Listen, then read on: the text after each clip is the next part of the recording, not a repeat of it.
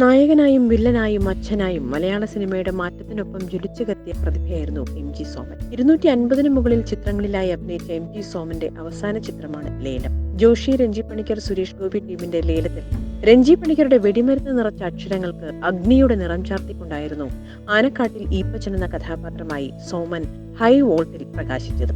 എന്നാൽ അവസാന കഥാപാത്രമായ ആനക്കാട്ടിൽ ഈപ്പച്ചനെ എം.ജി. സോമൻ രഞ്ജി പണിക്കരോട് ചോദിച്ചു വാങ്ങിയതായിരുന്നു. മരിക്കുന്നതിന് മുമ്പ് എനിക്കൊരു നല്ല വേഷം താടാം. എല്ലാ സിനിമയിലും മമ്മൂട്ടിയെ ചീത്ത വിളിക്കാനും സുരേഷ് ഗോപിയെ ചീത്ത വിളിക്കാനും മാത്രമേ നീ എന്നെ കൊണ്ട് നിർത്താറുള്ളൂ. അതുകൊണ്ട് ഈ ചിത്രത്തിലെങ്കിലും എനിക്കൊരു നല്ല വേഷം വേണം എന്നായിരുന്നു ലേലം എഴുതിക്കൊണ്ടിരിക്കുന്ന വേളയിൽ എം.ജി. സോമൻ രഞ്ജി പണിക്കരോട് പറഞ്ഞത്. ഒടുവിൽ സോമന്റെ വാക്കുകൾ അറം പറ്റിയ പോലെ ആനക്കാട്ടിലെ ഈപ്പച്ചനെ അനശ്വരമാക്കിക്കൊണ്ടായിരുന്നു MG. Soman മൺമറഞ്ഞത്. You're watching me on metromatney.com. on metromatney.com. metromatney.com. Subscribe for more videos. Subscribe for more videos. Subscribe here for more videos. Subscribe now. Thank you.